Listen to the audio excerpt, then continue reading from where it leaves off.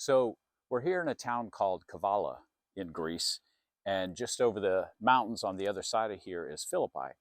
And we are actually, the road you're looking at is a section of Roman road that was built about probably 100 BC.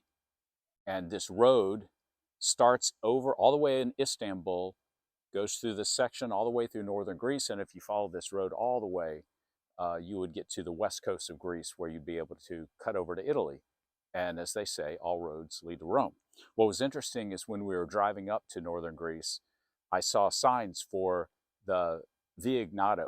So it was actually called the Egnatia Odos, which is the modern way of saying the Ignatian Way. But it looked like a modern highway. So obviously they kind of have a modern highway that kind of goes right alongside the old ancient road.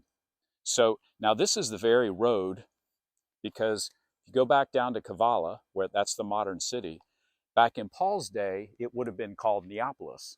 And that's where Paul, Silas, Timothy, and Luke all put into port. And then the next verse says they went to Philippi.